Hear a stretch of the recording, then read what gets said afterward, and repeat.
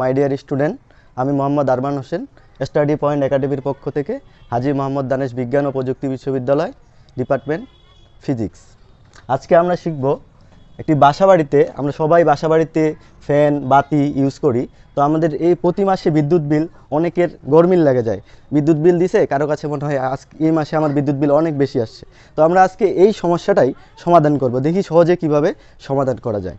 চলো আমরা একটা অঙ্ক দেখব। আর এই অঙ্কটা করার জন্য আমাদের চারটা ফর্মুলা আছে, এই চারটা ফর্মুলা আমরা একটু দেখি। তো এখানে প্রথম ফর্মুলাটা আছে বিদ্যুৎ খরচ equal to PT by 1000 kilowatt ঘন্টা বা ইউনিট। দ্বিতীয়টা হচ্ছে বিদ্যুৎ বিল পিটিভি বাই 1000, এটার একক হচ্ছে টাকা। তারপর ফর্মুলাটা হচ্ছে মাসিক বিদ্যুৎ বিল, এটাও দেখতে পাচ্তেছো ফর্মুলাটা 30 বাই 1000 পিএনটিভি, এটার একক হবে টাকা। তারপরের ফর্মুলাটা হচ্ছে মাসিক বিদ্যুৎ বিল, এটারও একই ফর্মুলা, কিন্তু এটা আমরা কখন ইউজ করব?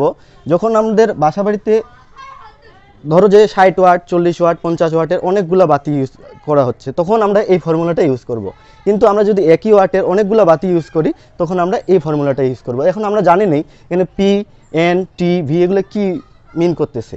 এখানে পি হচ্ছে কত ওয়াটের বাতি আমরা ইউজ করতেছি, টি হচ্ছে কত সময় ধরে, বি হচ্ছে প্রতি ইউনিটের মূল্য কত টাকা। তো আমরা এখানে একটা অঙ্ক দেখতেছি দেওয়া আছে, তোমরা সবাই মনে হয় দেখতে পাচ্তেছো। একটা বাসাবাড়িতে প্রতি ইউনিট মূল্য 40 পয়সা।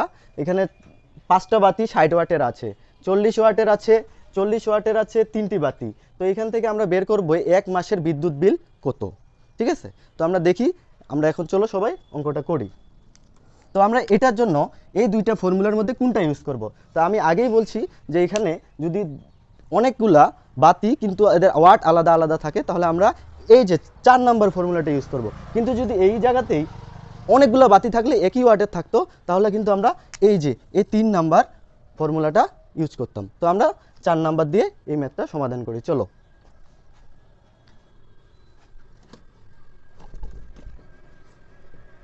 তাহলে আমরা দেখি 4 নাম্বার ফর্মুলা দিয়ে এই অঙ্কটা, মাসিক বিদ্যুৎ বিল। তো এখানে কয় ওয়াটার আছে? 60 ওয়াট 40 ওয়াট। এখানে কয়টা বাতি? 5টা বাতি, এখানে 3টা বাতি। তো আমরা এই অঙ্কটা এখন করি। 30 বাই 1000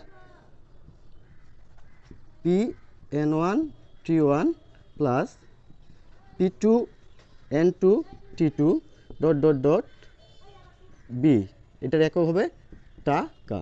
ঠিক আছে, তো এখানে 60 ওয়াট, এই যে পি ওয়ান কত? তাহলে এখানে 60 watt. Okay, P two equal to 40 watt.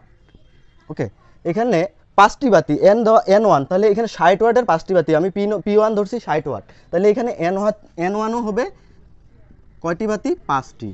এখানে এন টু হবে তাহলে কয়টি? 3টি। কয়টি? 3টি।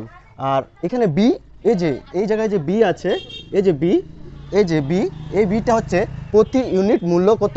40 পয়সা। তো এটাকে আমি কিসে রূপান্তর করতেছি? টাকায়। তো আমরা জানি 100 পয়সা সমান সমান কত?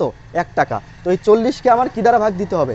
100 দ্বারা। তাহলে আমার ভাগ দিলে আসে বি ইকুয়াল টু 0.40 টাকা। ঠিক আছে, তো এখন আমরা এই যে মানগুলা এই ফর্মুলাতে ব্যবহার করি। 30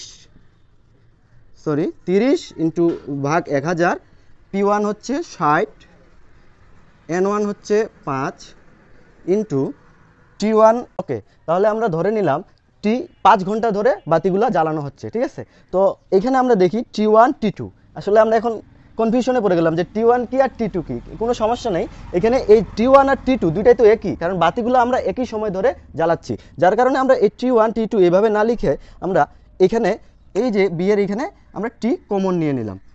ওকে, তো এইখানে আমরা এখন আর কোনো সমস্যা নেই, আমরা এখন এই ইকুয়েশনটা ইউজ করতে পারবো। তো 60 ইন্টু 5, তারপরে দেওয়া আছে 40 ইন্টু 3, টি দেওয়া আছে কত? 5 ঘন্টা, বি দেওয়া আছে কত? 0.40। তো এখান থেকে আমরা যদি ইকুয়েশন করি, তাহলে আমাদের মান আসবে 25.2 টাকা। ওকে, আজকের ক্লাস এই পর্যন্তই। আশা করি আজকের এই ভিডিওটি দেখে বা আজকের এই ক্লাসটি দেখে তোমরা নিজেরাই তোমাদের নিজেদের বাসাবাড়ির বিদ্যুৎ বিল বের করতে পারবে। আরও মজাদার ক্লাস পেতে চাইলে তোমরা স্টাডি পয়েন্ট একাডেমির সাথে থাকে।